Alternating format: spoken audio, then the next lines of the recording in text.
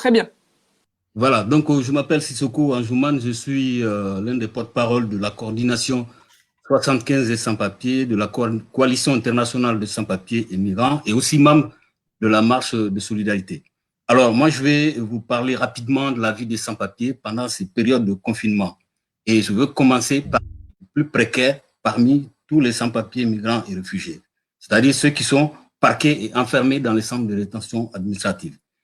Quand le gouvernement a lancé le confinement à partir du 17 mars, beaucoup de voix se sont levées, notamment des associations qui travaillent dans les centres de rétention administratifs, des syndicats, des partis politiques, pour demander la fermeture des centres de rétention administratifs. Et ça permet aux gens qui sont enfermés d'être confinés avec leur famille. Donc, plusieurs voix se sont levées, le gouvernement n'a pas écouté. Ils se sont contentés de libérer quelques personnes par-ci, par-là pour calmer la gronde des militants. Mais dans la tête du gouvernement, ils calculent autre chose. Comme les frontières sont fermées, nous pensons qu'il ne peut pas y avoir d'expulsion. Mais au contraire, c'est le moment propice pour le gouvernement d'expulser massivement les sans-papiers. La preuve en est que moi, j'ai ma fille qui est au Mali depuis le mois de décembre. Elle a 17 ans, elle est partie voir sa grand-mère qui ne veut pas mourir avant de la voir. Et Dieu merci, elle se porte très très bien. Mais la fille devrait rentrer le 23 mars. Déjà dès le 18 mars, Maroc a fermé ses frontières avec tous les pays. En tout cas, a décidé de fermer les frontières. Ma fille est partie le 18 mars à l'ambassade de France pour s'inscrire, parce qu'elle est française, elle est mineure, 17 ans. Et c'est hier seulement qu'elle a reçu un appel de l'ambassade de France et de Air France pour lui proposer un vol le 17 mai prochain, dimanche prochain, mais on lui demande de payer 7 000 euros, 700 euros plutôt, excusez-moi, parce que c'est une évacuation sanitaire. Vous voyez, donc c'est pour vous dire que je suis l'évolution des vols en direction du Mali depuis le 17 mars dernier jusqu'à aujourd'hui. 8 semaines de confinement, au minimum, il y a un vol aller-retour par semaine en direction de Bamako et en direction de Paris. Et ça, soi-disant, des évacuations sanitaires, mais à chaque vol, il y a des sans-papiers à l'intérieur, ceux qui se révoltent, ceux qui ne veulent pas rester confinés, parqués, parce que c'est le lieu idéal pour propager le virus. Et le gouvernement procédait par des expulsions. En même temps, il prenait les Maliens qui sont bloqués ici et qui sont en France pour des régions touristiques, médicales, ou qui sont là, en tout cas, qui ne sont pas des migrants comme nous, qui veulent rentrer au Mali. Donc, en échange, le gouvernement accepte que ces gens-là rentrent avec des sans-papiers et en période de confinement où les frontières sont fermées. Donc, ensuite, les foyers. Alors, les foyers, ce qu'on ne dit pas souvent pour nous et qui est très important pour les primo-arrivants en France, c'est que dans les foyers, il y a des lieux communs. Les lieux communs, c'est quoi?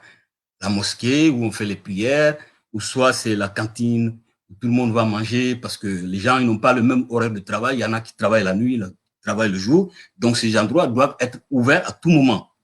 Bon, sauf les salles de réunion qui peuvent être fermées à clé. Mais ces deux endroits-là, la salle de prière et la cantine sont ouverts tout le temps. Donc, les migrants qui arrivent, qui sont primo-arrivants, qui arrivent en France et qui n'ont pas de contact avec le pays d'accueil, ils se réfugient dans ces lieux-là. Et depuis une dizaine d'années, il y a une campagne avec Qualia et tous les bailleurs qui sont dans les foyers pour fermer ces lieux de vie commune. Et ce qui explique un peu l'expulsion massive des migrants au nord de Paris depuis 5-6 ans, vous le connaissez.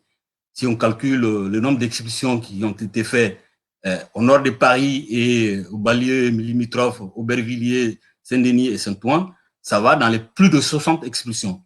Et c'est juste autour de 10 000 personnes seulement, alors qu'il y a 600 000 sans-papiers en France.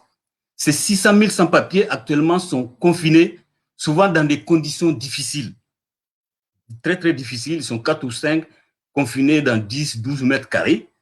Donc, il suffit qu'une personne est contaminée, que tout le monde est contaminé. Donc, nous, à travers ça, avec la marche de solidarité, on est en train de faire une campagne et on fait un appel à tous les sympathisants et militants du NPA de nous rejoindre le 30 mai à Madeleine, qui est entre le ministère de l'Intérieur et l'Élysée, pour faire une manifestation pour des motifs impérieux. Parce que la question des sans-papiers aujourd'hui en France, dans des périodes de virus, c'est un motif impérieux. Et donc, pour nous, il est important de faire cette manifestation avant la fin du mois de juin.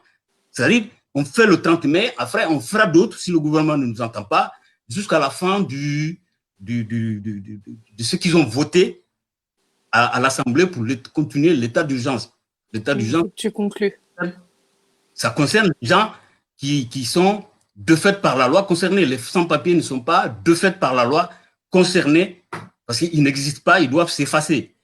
Et c'est ce mot-là que je besoin. Jean-Baptiste Hérault l'a dit. Pour moi, les dettes et les loyers de ces 3 derniers mois de confinement doivent être effacés carrément.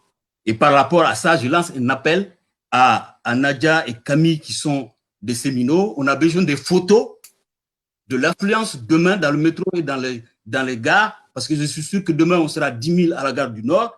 Et nous, on a besoin de ces photos. Si le préfet refuse la manifestation du 30 mai, on va saisir le référé en se défendant jusqu'au bout. Il faut conclure. Sans-papiers en France aujourd'hui, c'est une question impériale et il faut régulariser tous les sans-papiers de manière inconditionnelle et immédiate. Merci beaucoup, Sissoko, pour cette intervention. Je crois que ça donne envie de te réinviter pour